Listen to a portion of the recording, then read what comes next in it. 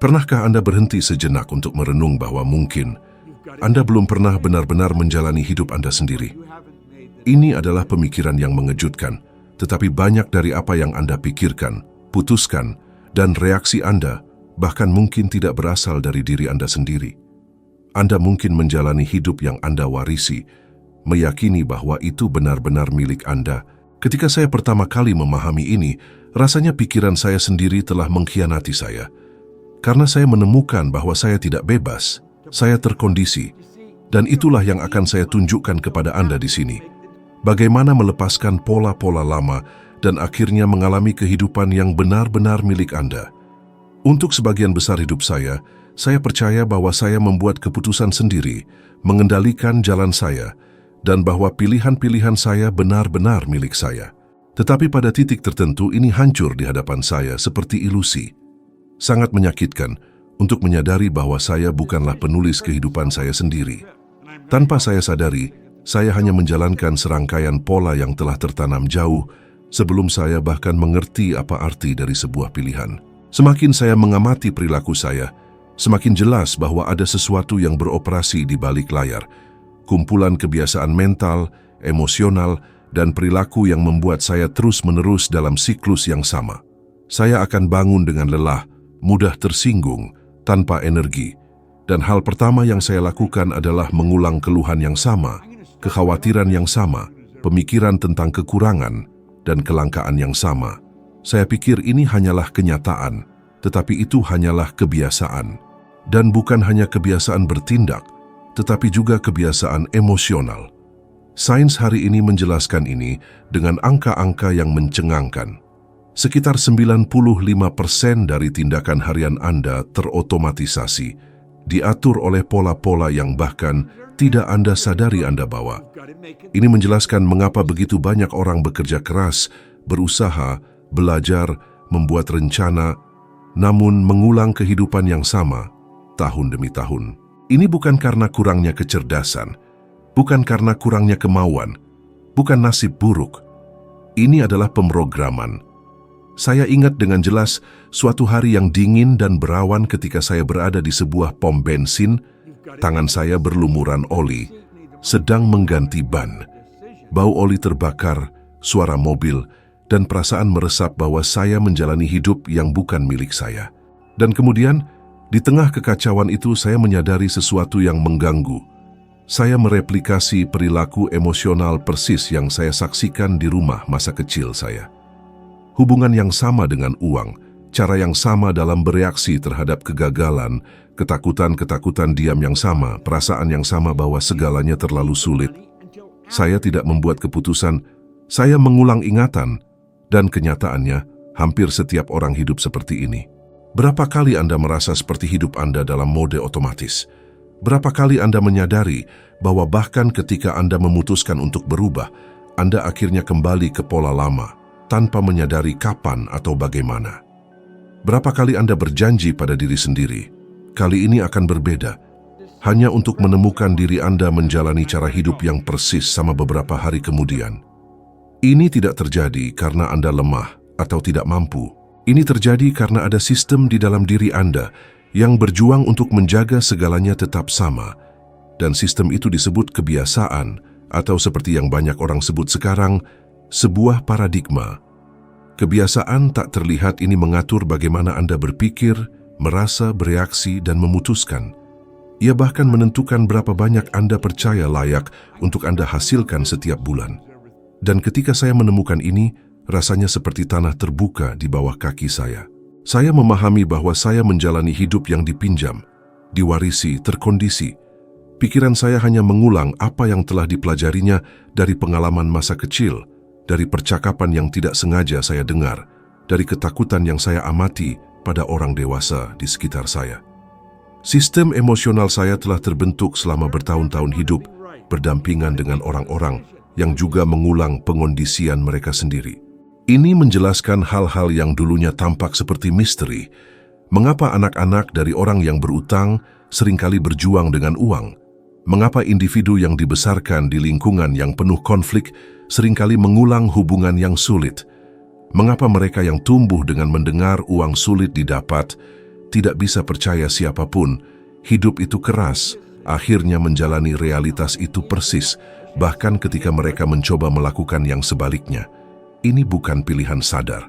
Ini adalah tindakan otomatis alam bawah sadar. Dan bagian yang paling menakutkan adalah bahwa selama Anda tidak mengenali siklus ini, ia terus mengendalikan segalanya tanpa perlawanan. Anda pikir Anda sedang memutuskan, tetapi kenyataannya Anda hanya bereaksi. Bereaksi terhadap ketakutan, bereaksi terhadap kelangkaan, bereaksi terhadap rasa tidak aman, bereaksi terhadap citra diri yang Anda miliki. Saya menghabiskan bertahun-tahun percaya itu adalah nasib buruk, bahwa itu adalah takdir, bahwa mungkin saya hanya tidak memiliki apa yang dibutuhkan, tetapi tidak ada satupun dari itu yang benar. Saya hanya mengulang kebiasaan internal yang ada, bahkan sebelum saya memimpikan kehidupan yang lebih baik. Dan mungkin ini juga terjadi di dalam diri Anda. Mungkin Anda pikir Anda sedang membuat keputusan, padahal sebenarnya Anda tersapu oleh arus pola emosional Anda. Mungkin Anda bangun setiap hari dengan perasaan bahwa hidup Anda macet, bahwa tidak peduli seberapa keras Anda berjuang, ada sesuatu yang selalu menarik Anda kembali. Mungkin setiap kali sesuatu mulai berjalan dengan baik, ketidaknyamanan tak terlihat menyabotase Anda. Mungkin Anda berjanji untuk menabung uang, tetapi selalu menemukan cara untuk menghabiskannya. Mungkin Anda memutuskan untuk menjaga kesehatan Anda, tetapi selalu kembali ke kebiasaan lama. Mungkin Anda merasa bahwa tidak peduli seberapa banyak Anda mencoba, segalanya berakhir sama seperti biasanya. Dan saya katakan kepada Anda, ini bukan kebetulan, ini adalah pengondisian, dan itu begitu mendalam sehingga seringkali Anda bahkan tidak menyadari kehadirannya. Ia membuat keputusan untuk Anda sebelum Anda menyadari ada pilihan. Ia membentuk emosi sebelum Anda merumuskan pikiran. Ia memutuskan seberapa banyak Anda menoleransi, seberapa banyak Anda menerima, seberapa banyak Anda mengambil risiko, seberapa banyak Anda percaya itu mungkin. Dan kebiasaan tak terlihat ini begitu kuat, sehingga ia bermanifestasi bahkan secara fisik.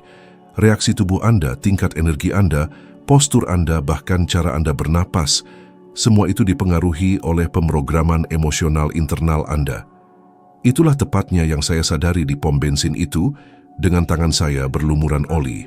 Itu bukanlah hidup yang saya inginkan, tetapi itu adalah hidup yang mampu dipertahankan oleh kebiasaan internal saya. Dan tidak ada yang akan berubah sampai saya mengubah apa yang ada di dalam diri saya. Karena sebelum Anda mengubah realitas Anda perlu mengubah kebiasaan yang menciptakan realitas tersebut. Tidak ada jumlah kemauan yang bisa menahan kebiasaan yang mengakar dalam. Anda tidak mengalahkan kebiasaan dengan melawannya.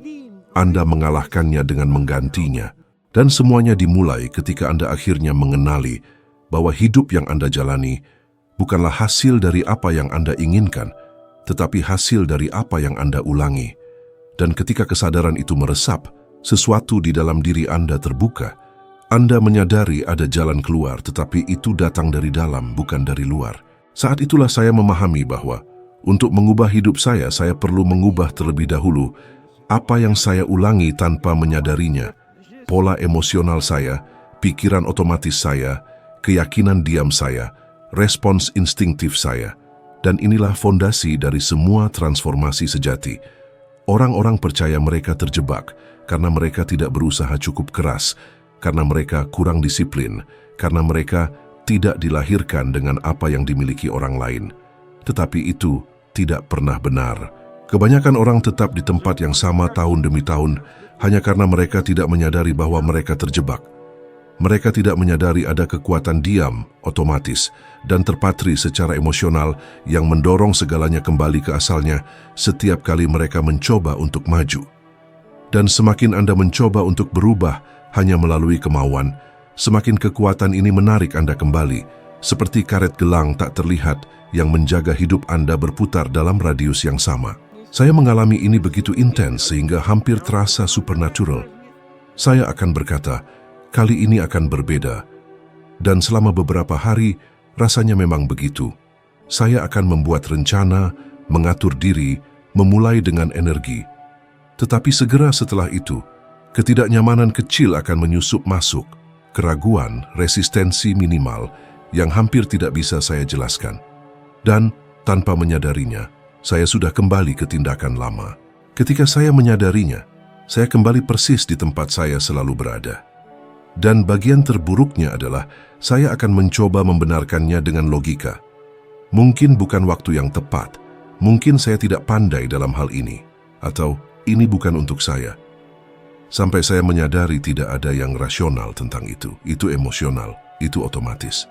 Dan ketika saya mulai mempelajari perilaku manusia secara mendalam, saya memahami sesuatu yang mengubah segalanya. Pikiran manusia tidak mencari evolusi, ia mencari keamanan. Dan keamanan bagi alam bawah sadar bukanlah apa yang baik, melainkan apa yang akrab. Otak lebih memilih masalah yang diketahui daripada solusi yang tidak diketahui. Ia lebih memilih kehidupan yang terbatas tetapi dapat diprediksi daripada kehidupan besar yang menuntut wilayah baru. Itulah mengapa begitu banyak orang memulai dengan motivasi dan berhenti di tengah jalan.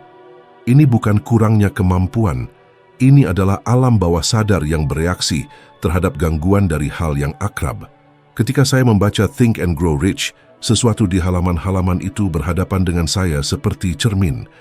Saya pikir saya ingin bertumbuh, tetapi saya menyadari bahwa saya hanya ingin secukupnya untuk meredakan rasa sakit saya. Tidak cukup untuk menembus identitas saya.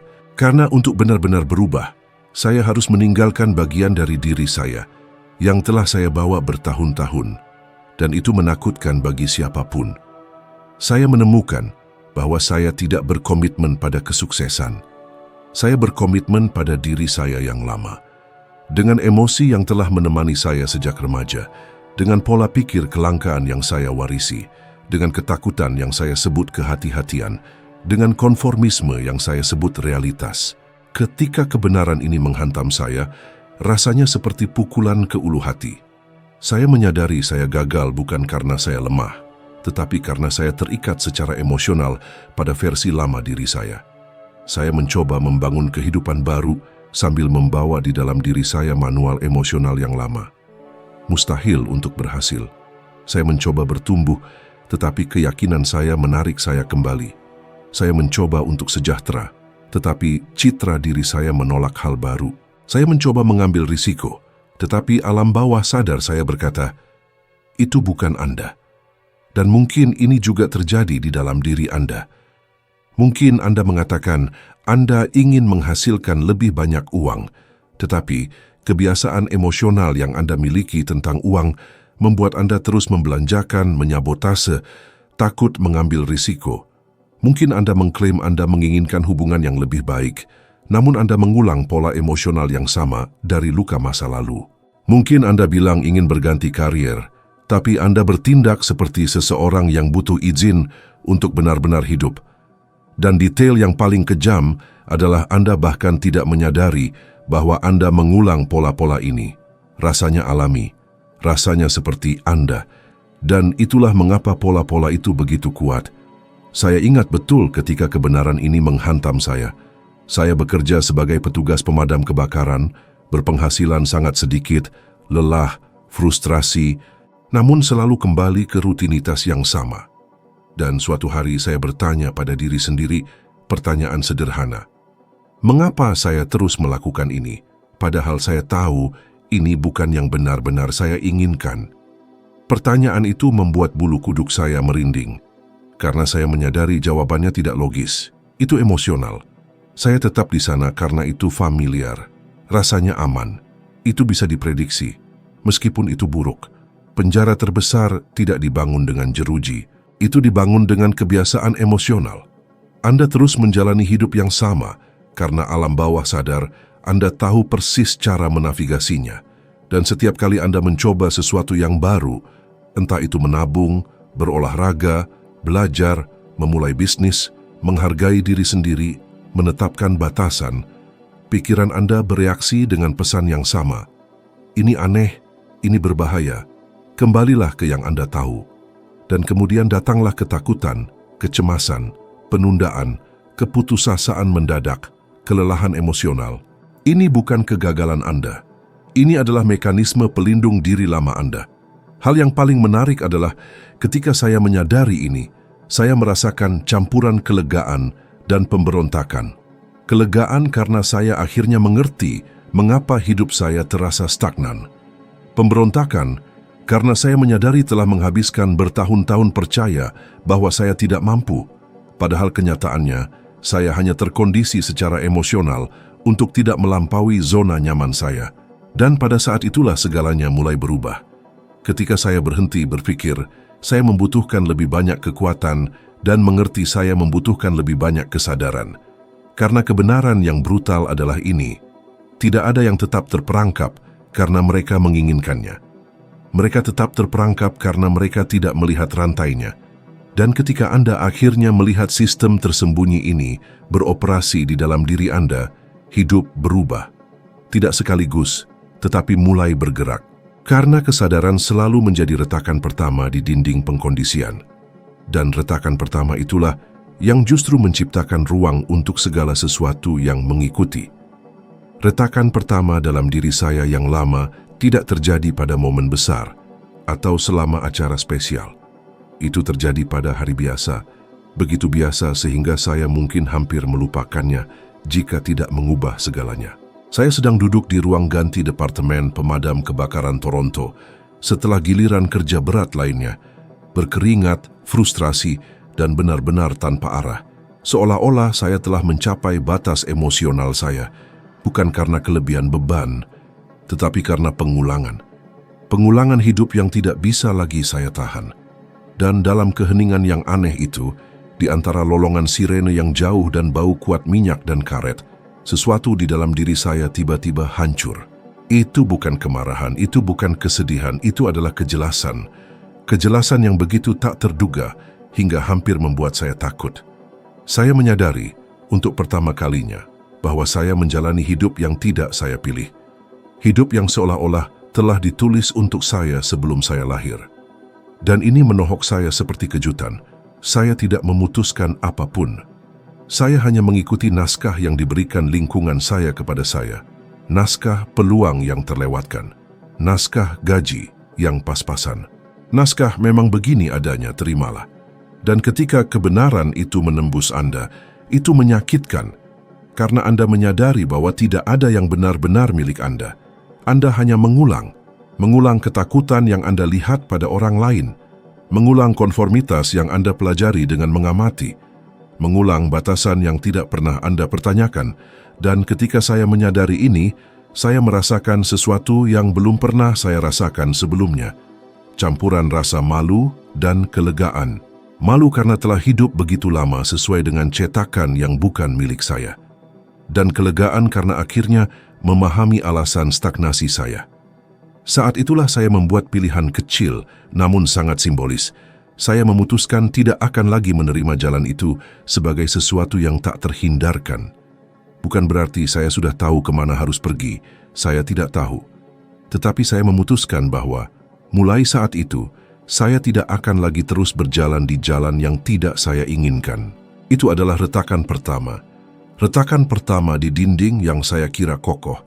Dan anehnya, celah ini tidak datang dengan teriakan. Itu datang dengan bisikan, "Ini bukan Anda." Dan ketika frasa itu menyentuh hati seseorang, segalanya berubah.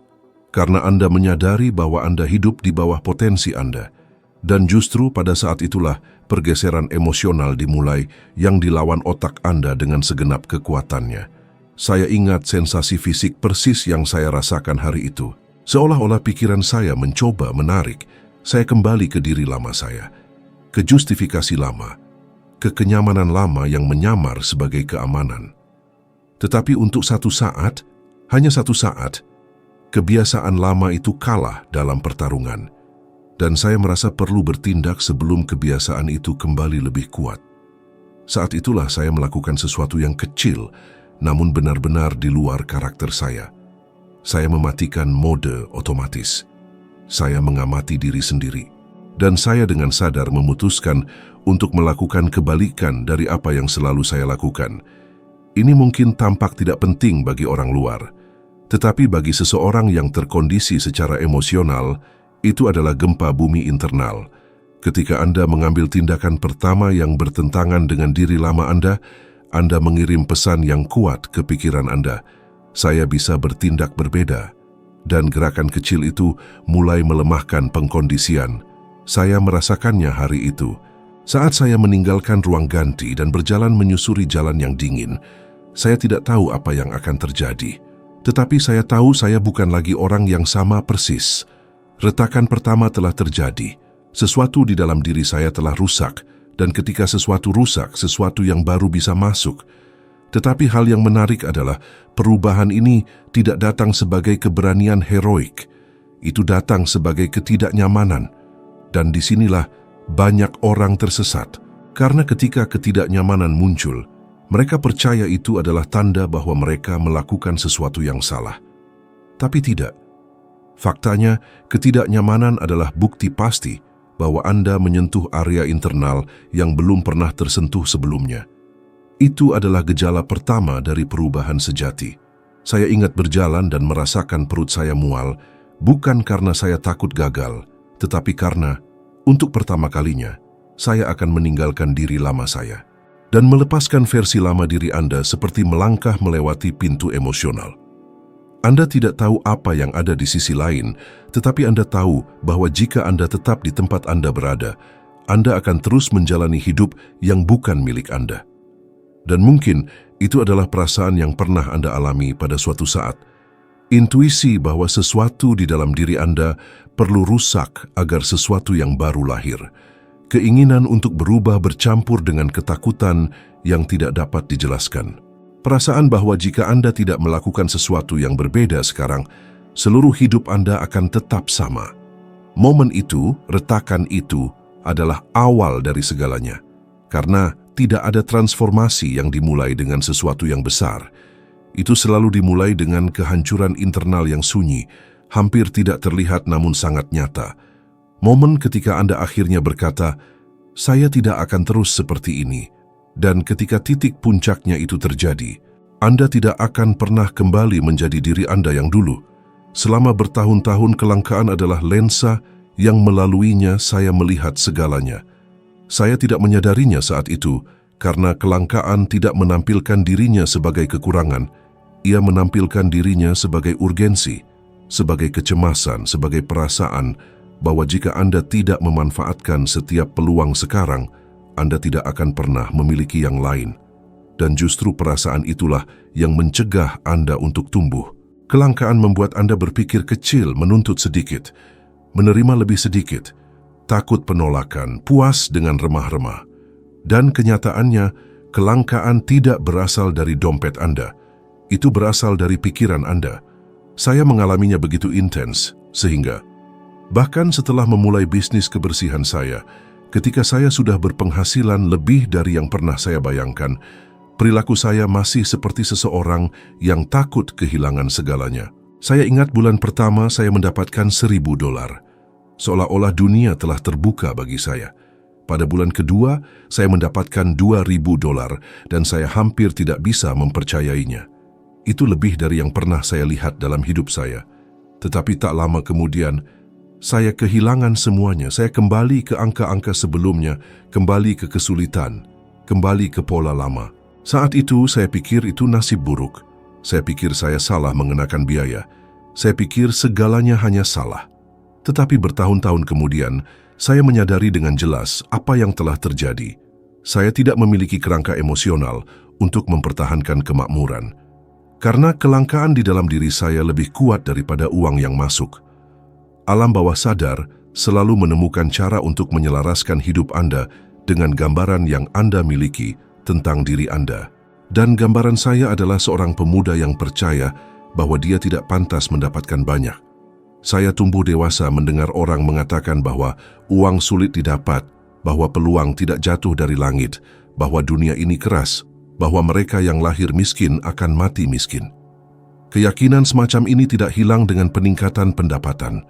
Sebaliknya, itu bekerja lebih keras ketika Anda mulai makmur, karena kemakmuran mengancam diri lama. Dan diri lama melakukan segala yang bisa untuk menghindari kematian. Itulah mengapa begitu banyak orang berpenghasilan lebih banyak dan membelanjakan lebih banyak. Mereka berpenghasilan lebih banyak hanya untuk menyabotase diri mereka sendiri secara lebih efektif. Mereka menutup peluang bagus dan kemudian menciptakan masalah yang menyebabkan kerugian.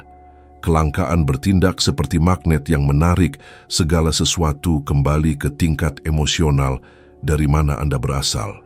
Anda mungkin bahkan bangkit, tetapi Anda tidak mempertahankannya. Dan ini tidak terjadi karena orang tersebut tidak tahu apa yang harus dilakukan.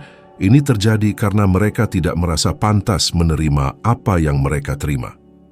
Saya mengalaminya berkali-kali tak terhitung. Ketika perusahaan saya mulai tumbuh, alih-alih bertindak seperti seseorang yang percaya pada potensi mereka sendiri, saya membuat keputusan berdasarkan ketakutan. Takut kehilangan klien, takut mengenakan biaya lebih banyak, takut tidak bisa mempertahankan kecepatan.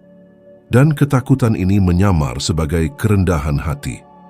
Saya akan mengatakan pada diri sendiri, saya tidak ingin berlebihan.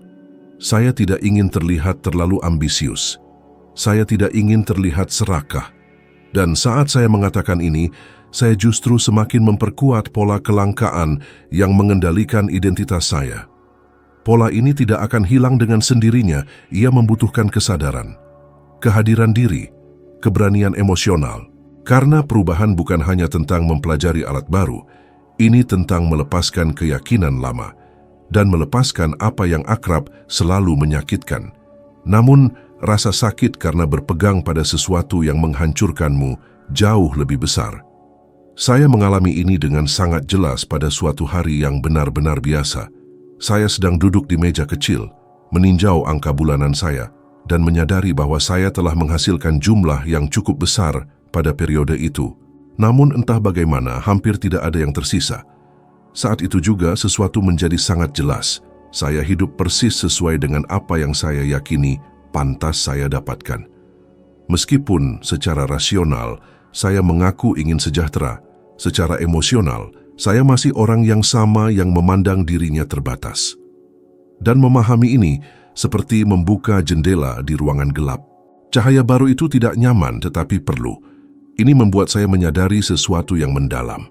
Hidup tidak memberikan apa yang Anda minta. Ia memberikan apa yang bisa Anda pertahankan secara emosional. Dan itulah mengapa begitu banyak orang menjalani seluruh hidup mereka di bawah potensi sejati mereka. Mereka tidak merasa bisa mencapai lebih. Mereka takut akan kelimpahan. Mereka takut akan tanggung jawab yang datang bersama pertumbuhan. Mereka takut akan hal yang tidak diketahui. Otak mereka lebih memilih rasa sakit keterbatasan yang akrab daripada kebebasan kemakmuran yang tidak diketahui. Pernahkah Anda merasakan hal ini? Ketidaknyamanan ketika sesuatu yang baik akan terjadi. Perasaan aneh bahwa ini akan salah, bahkan ketika semuanya berjalan lancar.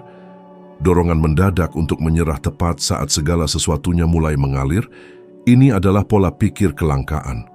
Ia tidak ingin kehilangan cengkeramannya pada Anda. Dan satu-satunya cara untuk mengatasinya adalah dengan menggantinya dengan citra mental baru. Citra seseorang yang pantas, yang percaya, yang berkembang, yang tidak takut menerima. Saya harus mengalaminya sendiri. Saya harus kalah untuk memahami mengapa saya kalah. Saya harus melihat diri saya mengulangi pola yang sama untuk akhirnya memahami bahwa masalahnya bukan pada dunia di sekitar saya. Masalahnya ada di dalam diri saya. Dan ketika saya menyadari ini, untuk pertama kalinya dalam hidup saya bisa melihat diri saya dengan jujur. Kejujuran itu kemudian membuka ruang di mana kelimpahan sejati bisa masuk. Kelangkaan membentuk cara Anda berbicara, cara Anda bernegosiasi, cara Anda menetapkan harga, cara Anda memutuskan, cara Anda percaya, cara Anda menegaskan nilai diri Anda. Ia mengecilkan Anda, ia merendahkan Anda. Dan selama ia menguasai, tidak ada strategi keuangan, tidak ada peluang, tidak ada kursus, tidak ada kenaikan gaji yang akan pernah cukup. Karena ketika dompet Anda bertambah besar, tetapi pikiran Anda tetap kecil, hidup akan selalu kembali ke ukuran semula. Dan itulah mengapa ketika Anda mulai mengubah pola ini, segalanya berubah. Bukan karena dunia berubah lebih dulu, melainkan karena Anda berhenti bergetar dengan kekurangan, dan mulai bergetar dengan kemungkinan. Anda berhenti hidup dalam ketakutan dan mulai hidup dengan niat. Anda berhenti menyeret diri Anda melalui hidup dan mulai menjalaninya sebagai seseorang yang pantas berada di sini. Pada titik inilah, Anda berhenti ditarik oleh kelangkaan dan mulai dibimbing oleh kesadaran. Disitulah semuanya dimulai. Rasa bersalah adalah salah satu beban paling berbahaya yang bisa dibawa seseorang karena ia menyusup dalam keheningan. Ia mengambil ruang di dalam diri Anda tanpa izin. Dan pada saat Anda menyadarinya, Anda sudah hidup dengan membungkuk secara emosional, percaya bahwa beban ini adalah bagian alami dari diri Anda. Selama bertahun-tahun, saya memikul rasa bersalah ini seolah itu adalah kewajiban moral.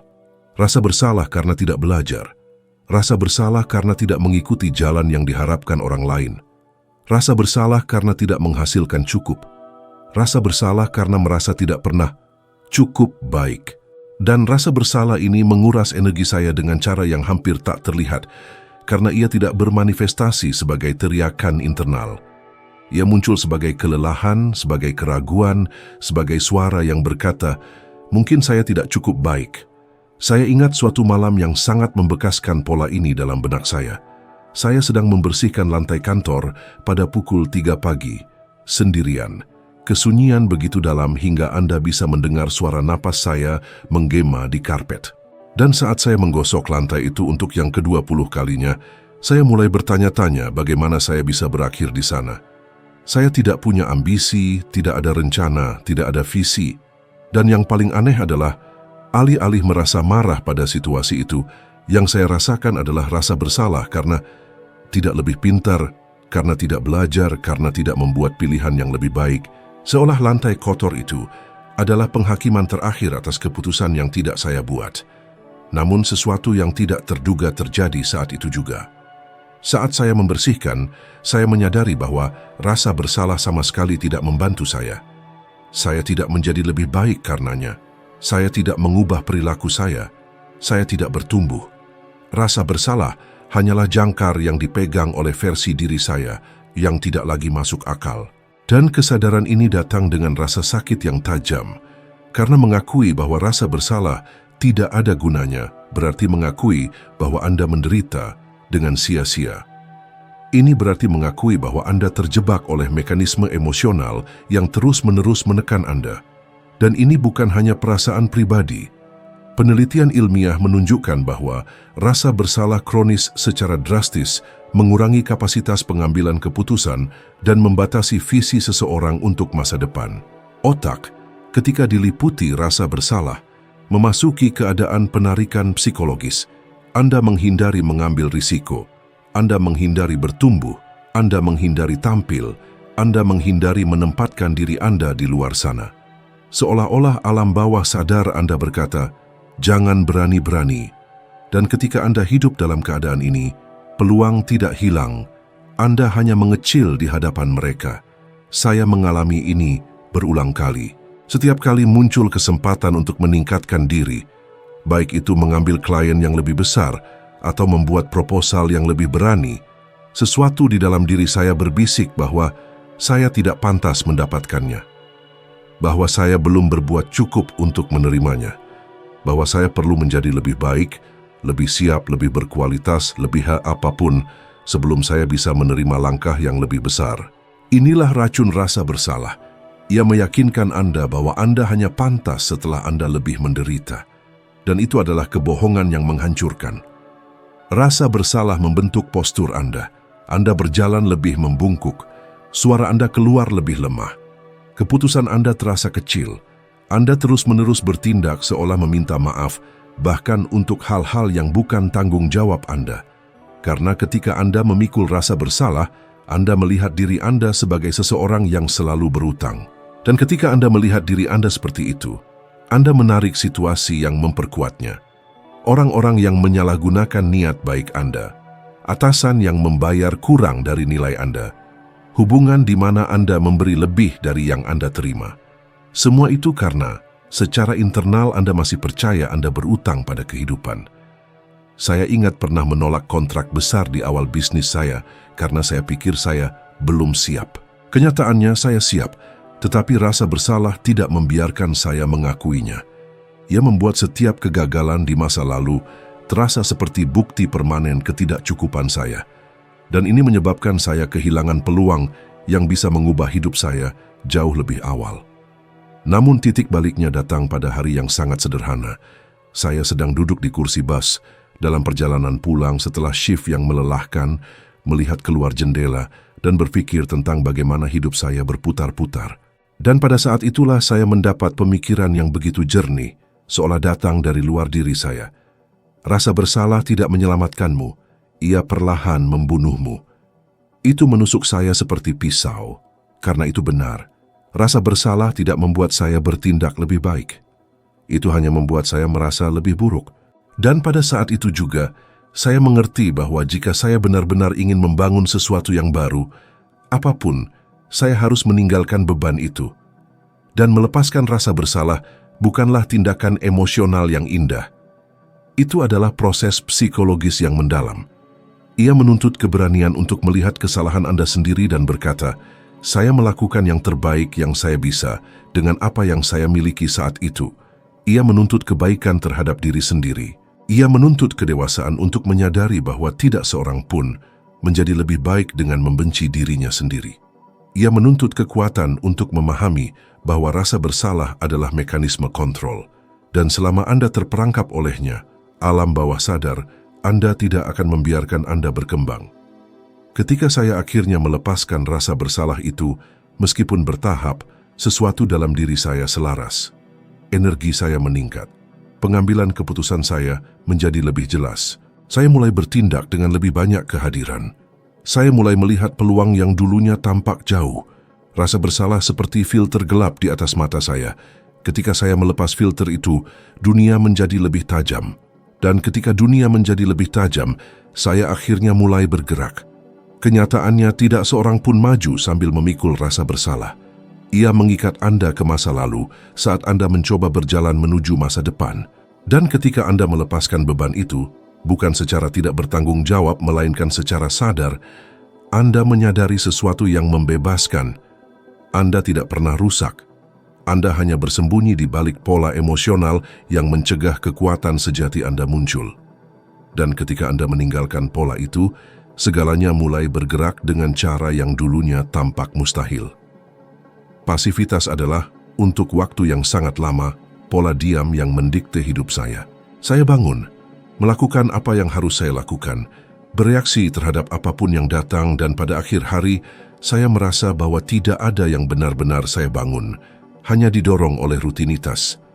Pasivitas pada awalnya tidak terlihat berbahaya. Ia terasa seperti kenyamanan, seperti netralitas, seperti kehati-hatian. Namun sebenarnya, itu adalah salah satu kebiasaan paling merusak yang ada, karena Anda tidak menyadari bahwa Anda sedang diam di tempat. Hidup hanya mendorong Anda kemanapun ia mau, dan Anda hanya mengikuti, percaya bahwa itu normal. Dan ketika Anda menyadarinya, Anda menyadari terlambat. Anda menyadari bahwa Anda tidak memutuskan, Anda hanya menuruti stagnasi Anda sendiri. Saya mengalami ini begitu intens hingga selama bertahun-tahun, saya percaya saya tidak memiliki kendali sama sekali atas takdir saya. Saya pikir satu-satunya tugas saya adalah menerima apapun yang bisa saya dapatkan. Hingga suatu hari, seseorang menanyakan sesuatu yang begitu sederhana, namun begitu kuat, sehingga menggema dalam diri saya selama berhari-hari. Apa yang bisa Anda lakukan hari ini yang tidak akan dilakukan oleh diri Anda yang lama? Pertanyaan itu sangat memengaruhi saya. Saya belum pernah mempertimbangkan untuk bertindak dari versi diri saya yang berbeda. Saya selalu bereaksi sebagai diri saya yang lama, terus-menerus mengulangi, mengonfirmasi, dan menuruti pola emosional yang sama. Pertanyaan itu membuka cakrawala baru bagiku, dan aku memutuskan untuk mencoba menjawabnya secara nyata. Bukan dengan janji-janji muluk atau perubahan besar-besaran, melainkan dengan tindakan-tindakan kecil yang disengaja. Melalui pergeseran inilah aku menyadari sesuatu yang benar-benar mengejutkan. Tindakan sadar adalah penawar sempurna bagi kepasifan. Ketika kamu bertindak dengan niat, sekecil apapun, kamu memberi sinyal pada alam bawah sadarmu bahwa ada nahkoda baru di kemudi. Dan disitulah awal mula transformasi yang sesungguhnya. Aku teringat sebuah momen penting. Aku baru memulai bisnis jasa kebersihanku yang kecil-kecilan ketika muncul kesempatan untuk menawarkan jasaku ke sebuah perusahaan yang jauh lebih besar dari klien manapun yang pernah kutangani. Diriku yang lama segera melontarkan rentetan alasan, "Kamu belum siap, kamu kurang pengalaman, mereka akan menertawakan penawaranmu." Itulah pola yang biasa, yang selalu membuatku merasa kecil, tak terlihat, dan tersembunyi. Tapi saat itu, aku sudah mulai menerapkan pertanyaan baru ini. Jadi aku bertanya pada diri sendiri, apa yang akan dilakukan diriku yang baru saat ini? Dan jawabannya datang dengan kekuatan yang membuatku bergidik. Dia akan pergi, maka aku pun pergi. Aku gugup, tanganku berkeringat, suaraku bergetar, tapi aku tetap pergi. Aku duduk berhadapan dengan direktur perusahaan, mempresentasikan jasaku, dan yang mengejutkan, dia langsung menandatangani kontrak. Keputusan kecil dan sederhana itu tidak hanya berdampak pada keuanganku. Itu mengubah seluruh persepsi diriku. Pada saat itu, aku memahami kekuatan tindakan sadar. Tindakan yang kamu ambil meskipun takut, tindakan yang kamu ambil sebelum kamu merasa siap, tindakan yang kamu ambil karena kamu tahu masa depanmu menuntut sikap yang berbeda. Ilmu pengetahuan dengan cemerlang mengonfirmasi hal ini. Otak jauh lebih merespons tindakan daripada pikiran. Tindakanlah yang membentuk jalur saraf baru. Tindakanlah yang merusak pola lama. Tindakanlah yang mengkalibrasi ulang identitasmu. Dan semakin kamu bertindak selaras dengan masa depan yang kamu impikan, semakin pikiranmu mulai melihat dirinya sebagai seseorang yang mampu mewujudkan masa depan itu. Namun sebelum aku melanjutkan, aku perlu meminta bantuan padamu. Jika apa yang telah kamu dengar sejauh ini memberimu kejelasan, membantumu melihat hal-hal yang mungkin belum pernah kamu sadari, atau benar-benar membantumu, mohon tekan tombol suka dan berlangganan saluran ini. Ini bukan sekadar isyarat simbolis, ini adalah tindakan sadar. Ini adalah caramu mengatakan, aku memilih untuk terus bertumbuh. Dan pilihan sederhana itu menghubungkanmu dengan konten berikutnya, dengan langkah-langkah selanjutnya, dengan versi dirimu yang berikutnya. Sekarang kembali ke transformasi. Setelah kontrak itu, aku mulai mengadopsi pola yang benar-benar mengubah hidupku. Setiap kali diriku yang lama mencoba mengambil alih, entah melalui rasa takut, keraguan, kemalasan, atau rasa tidak aman, aku akan mengambil tindakan yang berlawanan. Sesuatu yang kecil, sesuatu yang sederhana, tapi sesuatu yang secara langsung bertentangan dengan pola lama. Dan pengulangan ini membentuk kerangka emosional baru dalam diriku. Aku mulai dipandu oleh niat, bukan kebiasaan, oleh visi, bukan ketakutan. Dan itulah yang justru mulai menata ulang segalanya di sekitarku. Klien yang lebih baik, peluang yang lebih besar, undangan tak terduga, pertumbuhan yang pesat. Semua ini tidak akan terwujud jika aku menunggu motivasi yang sempurna atau kepercayaan diri yang mutlak.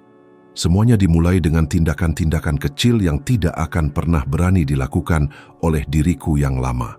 Mungkin kamu sedang mengalaminya saat ini.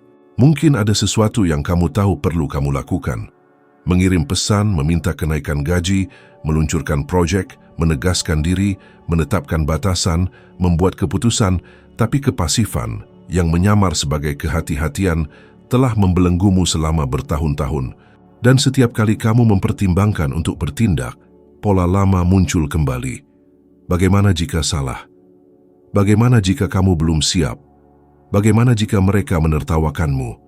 Dirimu yang lama secara konsisten menggunakan rasa takut sebagai argumen utamanya. Namun tindakan sadar beroperasi dari visi. Intinya, kamu tidak perlu melakukan sesuatu yang monumental. Kamu hanya perlu melakukan sesuatu yang akan dihindari oleh dirimu yang lama. Sebuah panggilan telepon, sebuah pilihan, sebuah keputusan, sebuah penegasan, perubahan postur, sebuah tindakan kecil yang berani. Karena setiap tindakan ini akan melemahkan pola lama dan memperkuat pola baru. Dan ketika yang baru mulai menguasai yang lama, kamu akan menyadari sesuatu yang luar biasa. Kamu tidak pernah lemah. Kamu hanya hidup dalam kepatuhan terhadap versi dirimu yang tidak lagi mewakili siapa dirimu sebenarnya. Tindakan sadar tidak hanya mengubah apa yang kamu lakukan, itu mengubah siapa dirimu nantinya. Dan begitu kamu mulai menjadi seseorang yang berbeda, hidup tidak akan bisa tetap sama. Berpikir kecil bukanlah kebiasaan yang tidak berbahaya, itu adalah penjara psikologis yang menyamar sebagai kehati-hatian, akal sehat, atau realisme. Untuk waktu yang lama, aku tidak menyadari aku terperangkap dalam cengkeramannya, karena berpikir kecil tidak terdengar seperti batasan. Itu terdengar seperti perlindungan. Itulah suara batin yang berbisik, jangan berlebihan, jangan terlalu jauh, jangan bermimpi terlalu besar, jangan pasang harga terlalu tinggi, jangan ambil risiko sebesar itu. Bagian terburuknya adalah, itu tidak terdengar seperti ancaman, itu terdengar seperti perhatian. Itu menampilkan dirinya sebagai akal sehatmu. Namun pada kenyataannya, itu adalah salah satu bentuk sabotase diri emosional yang paling merusak. Aku menjalani ini secara konsisten sehingga terasa alami. Ketika aku pertama kali memulai bisnis jasa kebersihanku, aku mematok harga yang sangat rendah, sehingga seringkali keuntungannya hampir tidak menutupi jam kerja yang kuinvestasikan. Aku berkata pada diri sendiri bahwa aku bersikap adil, tapi jauh di lubuk hati aku hanya takut. Takut mendengar tidak, takut terlihat terlalu berani, takut tidak terlihat rendah hati, takut seseorang akan menyadari bahwa aku sebenarnya tidak tahu apa yang sedang kulakukan. Berpikir kecil adalah mekanisme pertahananku. Namun, seperti pertahanan emosional lainnya, itu juga melindungiku dari pertumbuhan. Aku teringat sebuah percakapan spesifik yang terbukti menjadi titik balik bagiku. Seorang pengusaha berpengalaman menatapku dan bertanya, "Mengapa kamu mematok harga yang begitu rendah?" Respon otomatisku adalah, "Karena tidak ada yang akan membayar lebih." Dia tertawa, bukan mengejek, tapi seperti seseorang yang mengenali pola yang telah mereka lihat ribuan kali. Dia berkata, "Pasar bukanlah masalahnya. Masalahnya adalah kamu tidak percaya pada nilai dari apa yang kamu tawarkan. Dan selama kamu mempercayai itu, orang-orang akan memperlakukanmu persis seperti itu." Kata-katanya menembusku seperti pisau. Itu benar, dan lebih menyakitkan lagi karena pada saat itu, aku menyadari bahwa dunia tidak membatasiku. Aku melakukannya pada diriku sendiri. Percakapan itu menggema dalam pikiranku selama berhari-hari. Aku mulai memperhatikan bagaimana pemikiran kecil meresapi segalanya. Cara aku berbicara, bertingkah laku, dan menampilkan diri. Aku akan mengecilkan diri tanpa menyadarinya. Aku akan meminta maaf bahkan ketika tidak ada alasan. Aku akan menerima kondisi yang membuatku lelah. Aku akan mengatakan terserah ketika itu tidak benar. Berpikir kecil tidak hanya memengaruhi keuanganmu, itu memengaruhi posturmu, nada suaramu, kemampuanmu menerima pujian, keterampilan negosiasimu, dan keberanianmu untuk menunjukkan diri. Sains menjelaskan ini dengan indah. Ketika kamu membawa citra diri yang terbatas, otakmu mengaktifkan daerah yang terkait dengan rasa takut dan pelestarian diri setiap kali kamu mencoba untuk memperluas hidupmu. Kamu mengalami ketidaknyamanan fisik yang nyata, seolah-olah kamu melakukan sesuatu yang salah, padahal sebenarnya kamu hanya mencoba untuk tumbuh. Inilah mengapa banyak orang membeku saat meminta kenaikan gaji, menjadi gugup ketika harus berbicara di depan umum, gagap saat dihadapkan pada suatu peluang, atau mengecilkan diri di depan orang yang lebih tegas. Ini bukan rasa malu, ini adalah citra diri yang terkunci. Ini adalah alam bawah sadarmu yang memberitahumu, jangan berani-beraninya menjadi lebih besar dari apa yang kamu yakini tentang dirimu. Aku merasakan ini berkali-kali. Setiap kali aku mencoba mematok harga lebih tinggi untuk suatu layanan, jantungku akan berdebar kencang, posturku akan mengecil, dan pikiranku akan mengarang alasan untuk menurunkan harga bahkan sebelum klien sempat bereaksi. Aku melakukan ini secara otomatis. Dan bagian yang paling kejam adalah setelah itu, aku akan merasionalisasikannya. Setidaknya dengan cara ini, aku mendapatkan pekerjaan itu. Namun kenyataannya, aku tidak mengamankan apapun. Aku hanya menegaskan kembali, sekali lagi, citra diri kecil yang kupegang. Perubahan nyata dimulai ketika aku memutuskan untuk melakukan sesuatu yang sangat tidak nyaman bagiku saat itu. Aku mulai bertindak seperti seseorang yang berpikir besar, bahkan sebelum aku merasa siap untuk itu. Dan ini tidak berarti bersikap arogan. Itu berarti bertindak dengan martabat. Itu berarti berbicara dengan keyakinan. Itu berarti menatap mata orang. Itu berarti mematok harga yang adil. Itu berarti menampilkan diri dengan kepercayaan diri seseorang yang tahu nilainya. Itu berarti berhenti meminta maaf karena keberadaanmu. Bagiku, itu revolusioner. Dan mungkin ini menjelaskan sesuatu yang sudah kamu rasakan. Perasaan mengganjal bahwa kamu bisa hidup lebih, menjadi lebih, memiliki lebih banyak, tetapi ada sesuatu yang tak terlihat menahanmu. Itulah tepatnya.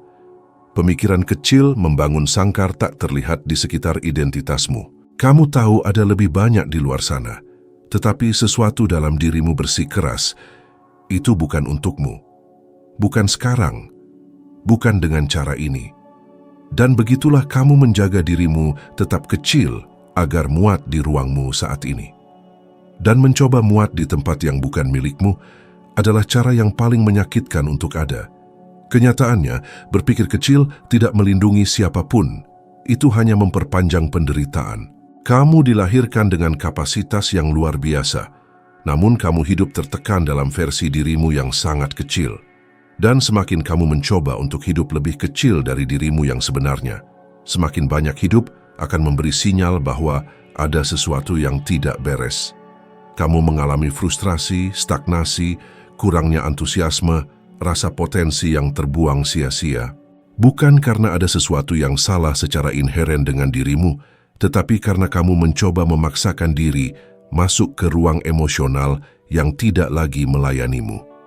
Dan ketika kamu akhirnya mulai memperluas pola pikir itu, ketika kamu mulai bertindak seperti seseorang yang pantas, seseorang yang berkontribusi, seseorang yang benar-benar memiliki nilai, sesuatu yang ajaib terjadi. Dunia tidak menolakmu. Ia menata ulang dirinya di sekitarmu. Peluang berubah sifatnya. Orang-orang mulai melihatmu dalam sudut pandang yang sama sekali baru. Bukan karena dunia yang berubah lebih dulu, tetapi karena kamu berubah dari dalam. Berpikir besar bukan tentang kesombongan. Ini tentang tanggung jawab. Ini tentang mengenali cahaya yang selama ini kamu sembunyikan dari dirimu sendiri. Ini tentang membiarkan hidupmu mencerminkan siapa dirimu sebenarnya, bukan siapa dirimu yang kamu pelajari hanya untuk bertahan hidup. Transisi ini tidak nyaman, aneh, menakutkan, tapi ini membebaskan. Dan justru ketidaknyamanan inilah yang menunjukkan bahwa kamu sedang berkembang. Di sanalah transformasi dimulai. Di sanalah diri lama kehilangan pijakan. Di sanalah kamu akhirnya berhenti hidup di bawah potensimu dan mulai hidup sesuai dengan kehidupan yang seharusnya selalu menjadi milikmu. Hidup untuk menyenangkan orang lain adalah salah satu cara paling sunyi untuk kehilangan hidupmu sendiri. Dan hal yang paling aneh adalah tidak ada yang secara langsung memaksamu melakukannya. Itu adalah sesuatu yang kamu bangun tanpa menyadarinya. Senyum paksa di sini, konsesi di sana, kelalaian di sana, sampai suatu hari kamu melihat ke cermin dan menyadari bahwa kamu tidak lagi mengenali orang yang menatap balik. Aku merasakan ini lebih dalam daripada yang ingin kuakui. Selama bertahun-tahun, hidupku tidak dipandu oleh apa yang kuinginkan, melainkan oleh apa yang kutakutkan akan dipikirkan orang lain. Aku tidak membuat keputusan. Aku meminta izin untuk ada. Semua itu dimulai jauh sebelum aku menyadarinya. Ketika kamu tumbuh di lingkungan di mana ekspektasi orang lain tampak lebih penting daripada keinginanmu sendiri, kamu belajar untuk menyesuaikan diri. Kamu belajar untuk tidak merepotkan, tidak mengecewakan, tidak membantah. Dan tanpa menyadarinya, kamu secara bertahap menjauh dari siapa dirimu sebenarnya. Tapi ada harga emosional yang sangat tinggi ketika adaptasi ini menjadi pola. Kamu mulai merasakan kekosongan yang tidak bisa diisi oleh apapun, karena seberapapun kamu mencoba menyenangkan, itu tidak pernah cukup. Dan bahkan ketika itu cukup, kamu menyadari itu tidak memupukmu. Itu hanya memberi makan narasi yang kamu dilatih untuk ikuti. Aku merasakan ini dengan brutal ketika memutuskan untuk meninggalkan pekerjaan tetapku demi mengejar sesuatu yang sepenuhnya tidak pasti. Reaksi keluargaku datang lebih cepat daripada perubahan itu sendiri. Mereka menyebutku tidak bertanggung jawab, mengatakan aku merusak hidupku, bahwa aku membuang keamanan yang diimpikan banyak orang, dan itu menusukku seperti pisau. Karena sampai saat itu, sebagian diriku masih percaya aku butuh persetujuan mereka untuk hidup. Aku membawa pola ini tanpa menyadarinya. Sebuah pola yang membuatku mengecilkan mimpiku agar sesuai dengan pemahaman orang lain. Sebuah pola yang membuatku menyusut setiap kali seseorang tidak menyetujui pilihanku. Tapi hari itu, saat mereka berbicara, aku merasakan sesuatu yang sangat berbeda dan benar-benar baru. Aku merasa bahwa untuk pertama kalinya, aku bersedia disalahpahami jika itu berarti setia pada apa yang kurasakan di dalam hati.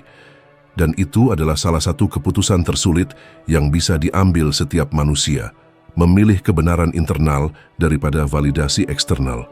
Aku takut gagal, takut mengecewakan, takut mengonfirmasi semua yang mereka katakan, tapi aku juga lelah menjadi versi diriku yang diperkecil, agar sesuai dengan ekspektasi mereka yang tidak menjalani hidupku. Mencolok sekali bagaimana ketakutan akan kritik melumpuhkan orang. Psikologi menjelaskan ini dengan jelas. Otak manusia mengasosiasikan penolakan dengan bahaya, karena di zaman kuno ditolak berarti kehilangan perlindungan.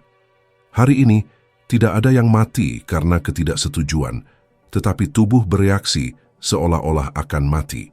Dan itulah mengapa kamu ragu, tetap diam, merendahkan dirimu, beradaptasi. Dan itu mengikis harga dirimu dari dalam. Aku menyadari aku hidup seperti itu, takut untuk benar-benar dilihat, takut untuk merangkul siapa yang kuinginkan, takut untuk bersinar dan menyebabkan ketidaknyamanan. Tapi titik baliknya adalah ketika aku menyadari bahwa menyenangkan orang lain tidak melindungiku, itu menghancurkanku. Aku menekan keinginanku, ide-ideku, bakatku, suaraku. Dan ketika kamu menekan semua itu, kamu mulai mati secara emosional. Dengan setiap pilihan yang tidak kamu ambil, sedikit kilauanmu memudar, dan kamu mulai menjalani hidup yang bukan milikmu, tetapi nyaman bagi orang-orang di sekitarmu. Dan jauh di lubuk hati, pola ini selalu berakar dari ketakutan. Ketakutan akan ditolak, ketakutan akan dikritik, ketakutan akan dihakimi, ketakutan akan terlihat sombong, ketakutan akan gagal di depan seseorang yang mengagumimu. Tapi ada kebenaran brutal yang harus kutelan. Kamu tidak akan pernah hebat dengan mencoba masuk ke ruang-ruang kecil. Kamu tidak akan pernah bebas dengan mencoba diterima oleh semua orang. Kamu tidak akan pernah menjalani hidupmu jika kamu terus memainkan peran yang bukan milikmu. Sejak hari itu, ketika aku dikritik karena memilih jalanku sendiri, sesuatu mulai berubah di dalam diriku. Aku menyadari bahwa keberanian bukanlah tentang tidak pernah merasa takut. Ini tentang melangkah maju, bahkan ketika kamu tahu beberapa orang tidak akan mengerti. Aku menyadari bahwa autentisitas bukanlah tentang menjadi pemberontak. Ini tentang menjadi nyata. Dan ketika kamu mulai menjadi nyata, beberapa orang akan menjauh, tetapi yang lain akan mendekat. Orang-orang yang tepat, yang mengenalimu, yang berbicara bahasa jiwamu, yang beresonansi pada tingkat perkembangan yang sama. Dan mungkin kamu sedang mengalami ini sekarang. Mungkin ada keputusan yang kamu tahu harus kamu ambil, tetapi kamu takut akan reaksi orang-orang di sekitarmu. Mungkin ada mimpi tersembunyi di dalam dirimu yang kamu simpan sendiri untuk menghindari ejekan. Mungkin ada versi dirimu yang berteriak untuk keluar, tetapi kamu masih mencoba membungkamnya agar tidak menimbulkan masalah. Kenyataannya adalah, selama kamu hidup untuk menyenangkan, kamu tidak akan pernah benar-benar menemukan dirimu. Dan mereka yang tidak menemukan dirinya tidak bertransformasi. Mereka yang tidak bertransformasi tidak tumbuh. Mereka yang tidak tumbuh menjadi tidak sehat secara emosional. Hidup yang autentik selalu dimulai pada titik yang sama. Pada hari kamu memutuskan tidak akan lagi mengkhianati dirimu sendiri demi diterima orang lain.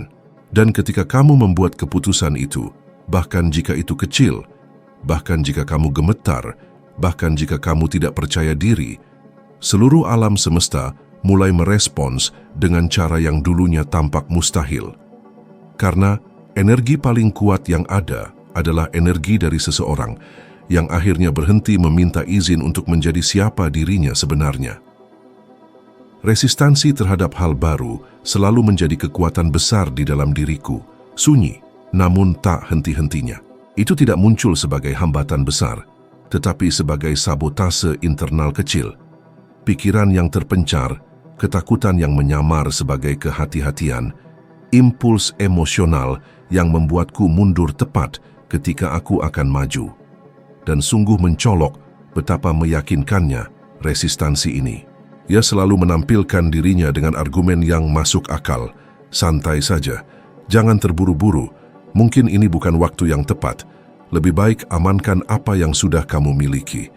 Dan sebelum kamu menyadarinya, kamu kembali ke tempat yang sama, menghasilkan gaji yang sama, mengikuti rutinitas yang sama, menjalani hidup yang sama yang telah kamu bersumpah untuk tinggalkan berkali-kali.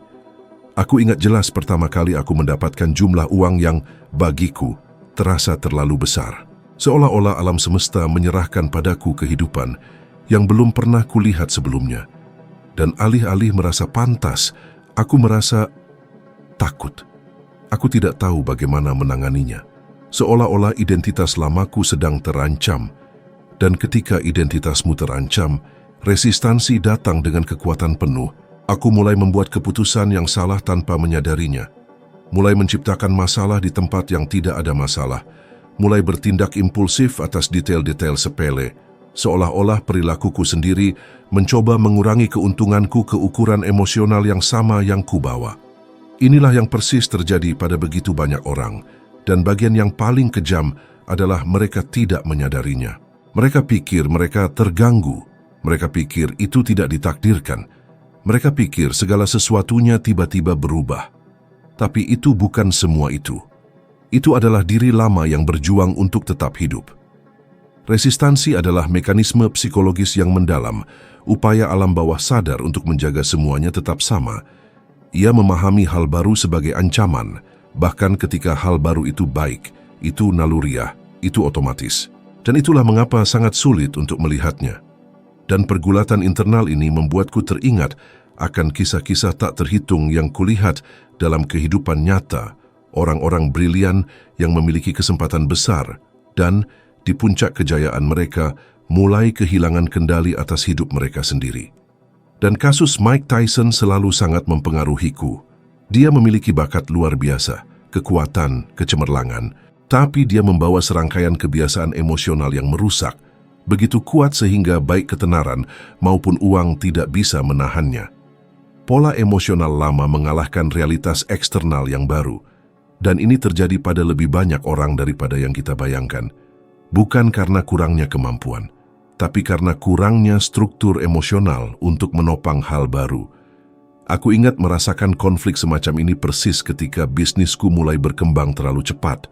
Tiba-tiba aku menghasilkan lebih banyak, memiliki lebih banyak kesempatan dikenal, dan tubuhku bereaksi dengan campuran kecemasan dan ketakutan seolah ada sesuatu yang salah. Dan mengapa ini terjadi? Karena alam bawah sadar tidak peduli apakah kamu baik-baik saja. Ia peduli apakah kamu menjelajah ke wilayah yang tidak dikenal. Dan segala sesuatu yang tidak dikenal diartikan sebagai risiko. Resistansi terhadap hal baru tidak hanya muncul saat kamu berkembang. Itu muncul dalam hal-hal sederhana sehari-hari. Kamu memutuskan untuk menabung, dan sesuatu membuatmu menghabiskan uang. Kamu memutuskan untuk berolahraga setiap hari, dan sebagian dirimu mulai menciptakan alasan-alasan sempurna. Kamu mulai memperbaiki dietmu, dan entah dari mana keinginan emosional itu muncul, membuatmu mundur. Kamu memutuskan untuk belajar, tetapi tubuhmu menjadi gelisah, lelah, terganggu. Tidak ada satupun dari ini yang kebetulan. Itu adalah pola lama yang berjuang untuk bertahan hidup. Dan ini membawaku pada salah satu momen paling tidak nyaman dan transformatif dalam hidupku. Ketika aku mulai menghasilkan uang dengan baik dengan perusahaanku, aku memperhatikan bahwa setiap kesempatan baru datang dengan ketakutan yang tidak bisa kujelaskan. Seolah-olah aku selalu mengharapkan sesuatu yang buruk terjadi. Dan ketika kamu mengharapkan sesuatu yang buruk terjadi, alam bawah sadarmu menemukan cara untuk menciptakan masalah-masalah kecil yang mengkonfirmasi perasaan itu. Aku mulai memperhatikan bagaimana setiap langkah maju tampaknya datang dengan kemunduran tidak disengaja. Tapi dalam pikiran manusia, tidak ada yang benar-benar tidak disengaja. Ini semua pola, ini semua pengulangan. Ini adalah diri lama yang mencoba mundur ke zona nyamannya. Sangat normal bagi orang untuk percaya bahwa mereka pertama-tama perlu percaya diri untuk bertindak, kuat untuk menghadapi hal baru, atau merasa aman sebelum mengambil langkah berikutnya. Tetapi justru sebaliknya, kamu perlu bertindak bahkan saat kamu gemetar. Anda harus terus maju meskipun Anda masih menyimpan keraguan. Anda perlu mulai bergerak bahkan jika Anda belum merasa sepenuhnya siap, karena begitulah cara Anda menembus penghalang. Penghalang tidak akan lenyap sebelum Anda bertindak. Ia lenyap justru saat Anda beraksi. Mungkin Anda pernah merasakannya sebelumnya. Perasaan tidak nyaman yang aneh itu ketika hal-hal dalam hidup Anda mulai membaik. Seolah-olah Anda mengkhianati sebagian dari diri Anda. Seolah-olah Anda melangkah ke wilayah terlarang. Seolah-olah ada sesuatu yang terlalu besar sedang menghampiri Anda dan Anda tidak akan tahu cara menanggapinya. Ketidaknyamanan ini sebenarnya adalah bukti bahwa Anda sedang berkembang. Ini adalah tanda bahwa realitas batin Anda sedang mencoba menyesuaikan diri dengan skala realitas eksternal yang mendekat. Penghalang adalah rintangan terakhir sebelum perubahan sejati. Ia pasti muncul tepat di ambang batas, pada saat sesaat sebelum melompat. Dan kebanyakan orang mundur tepat pada titik itu, bukan karena kurangnya kemampuan, tetapi karena mereka tidak memahami bahwa ketidaknyamanan itu wajar, bahwa itu adalah bagian tak terpisahkan dari proses, bahwa itulah sinyal Anda berada persis di tempat yang seharusnya. Sebelum kita melanjutkan lebih jauh, saya ingin Anda mengambil satu langkah kecil yang bisa mengubah sepenuhnya dampak pesan ini. Pikirkan seseorang, hanya satu orang, yang Anda tahu terjebak dalam pola-pola lama, melawan ketakutan yang sama, mengulangi siklus yang sama, dan memikul beban emosional yang sama selama bertahun-tahun. Jika konten ini beresonansi dengan Anda, ada kemungkinan besar ia juga akan beresonansi dengan mereka. Bagikan video ini kepada orang itu. Terkadang, sebuah percakapan sederhana, satu wawasan, atau sekadar percikan kesadaran sudah cukup untuk memicu perubahan yang sudah lama mereka nantikan. Dan terima kasih telah bergabung dengan saya dalam perjalanan ini sejauh ini. Selalu merupakan suatu kehormatan untuk berbagi ruang ini dengan seseorang yang bersedia mengembangkan hidupnya sendiri. Sampai jumpa di video berikutnya.